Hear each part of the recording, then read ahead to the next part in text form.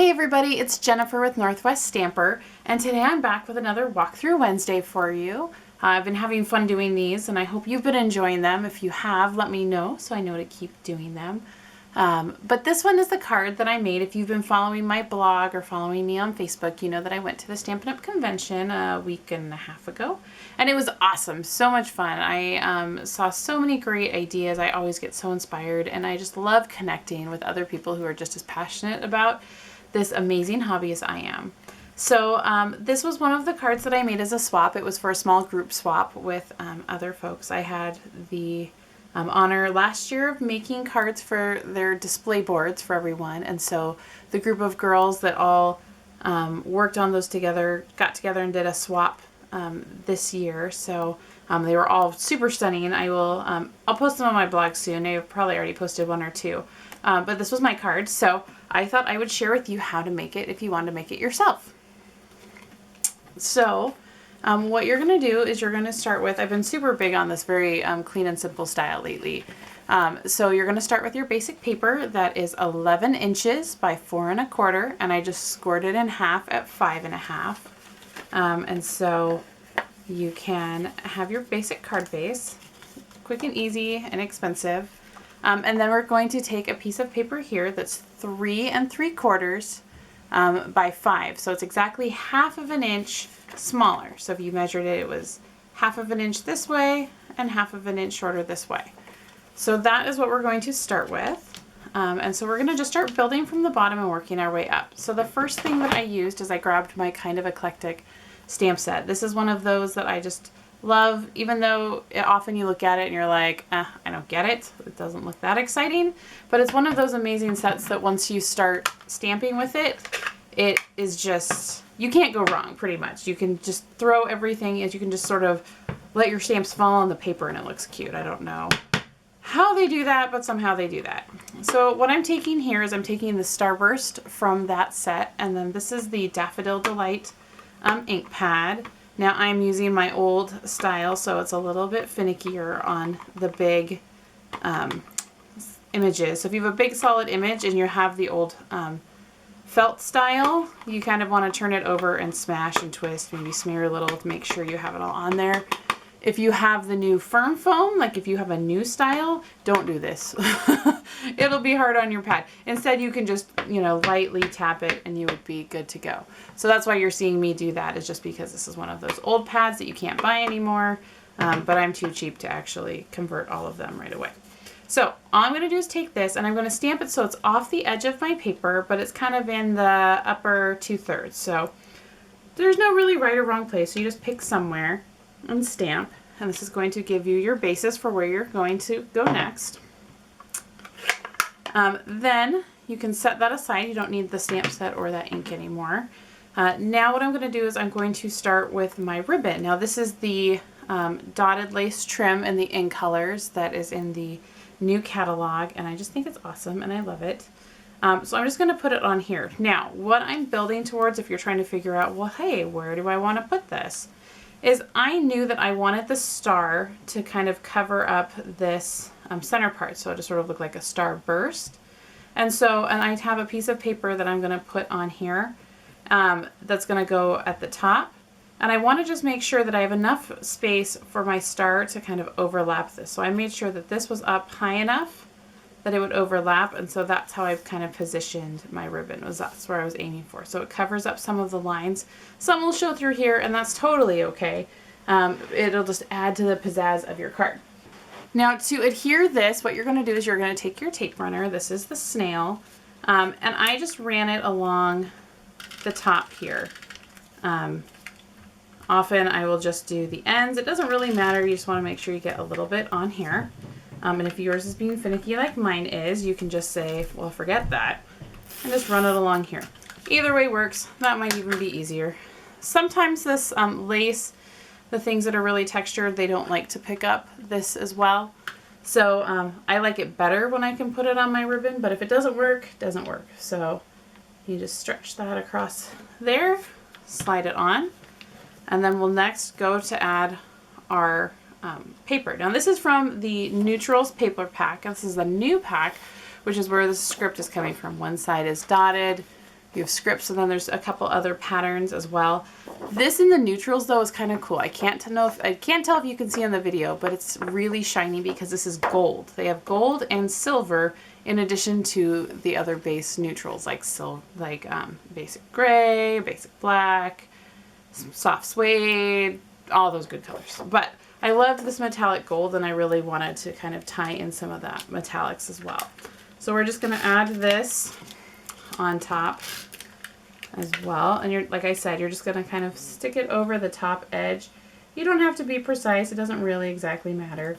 Oh, this is a 1/2 inch by 3/4. So as I started to stick it down, do 1/2 inch, 3 3/4. So it's the same width as your white piece of paper here. So we're just going to stick this puppy down. And if it's being a little bit finicky, again, it doesn't matter because I'm actually going to be using some staples to help hold everything together as well. So everything's all going to work together. And then I took some of my Bermuda Bay sequins. They all come on the thread here, so you can just snip it and then leave a little bit so you can just pull off sequins if you want individual sequins. If you want it to be shorter, you can pull them off and use them, or just leave them on. And then I took my Stampin' Up's mini stapler. It's smaller than your traditional office staples, so it's kind of like the tiny attachers and things, but it's actually slightly larger than the, I think it's slightly larger than the Tim Holtz's tiny attacher. So if you have this, this gives you a good sort of intermediate size. So all I did is I covered up my Bermuda Bay. I didn't even try to bother gluing these down. There was no point because I knew I was going to be using my staples. Is I hold it with a thumb just so that it kind of gets the tension that I want over this seam between the lace and there. And just stick this guy in. And I did it at a slight angle, and I did 1. And then I moved it over slightly. 2. So each of them have 2 little spots. And that's what holds it on, keeps it nice and simple. You can see there. Again, it doesn't have to be super precise. And then we're just going to attach this. Oh, actually, before I attach this, we're going to do one more thing. We're going to do our last bit of stamping, which is using this watercolor wing stamp set. This is another one that I think just does not show well in the catalog at all, but it is stunning. It is absolutely amazing when you use it.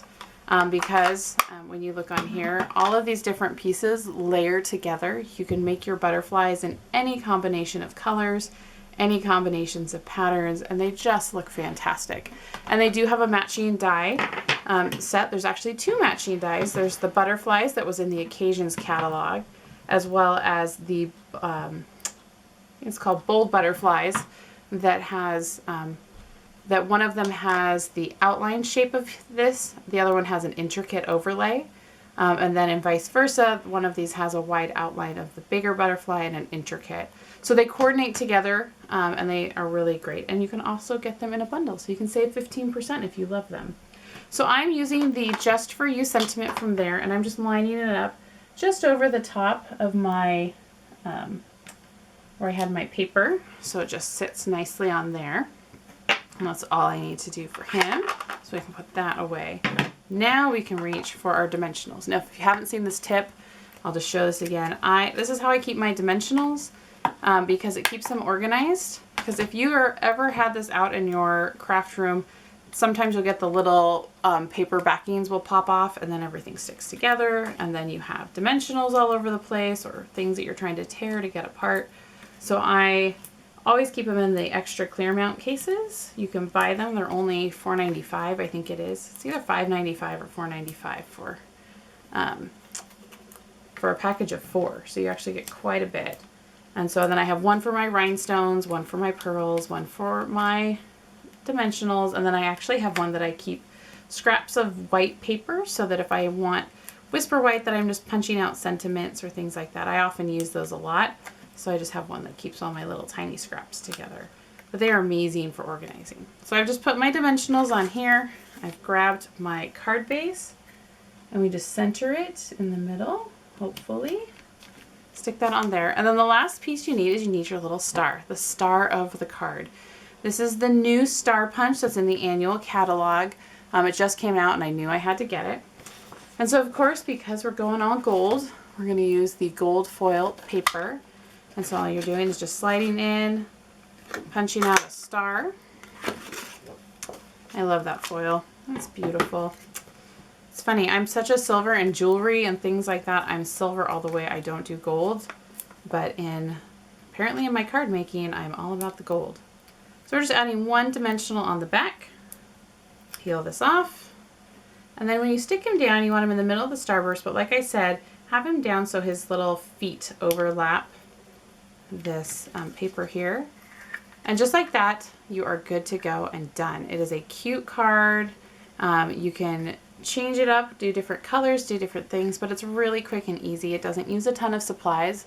You can get a few of these things and make a whole bunch, so it's perfect for thank you cards or just having cards on hand to send out. Change this up and be like, happy birthday, congratulations, just for you, thank you, thinking of you. Any of those work on a card like this.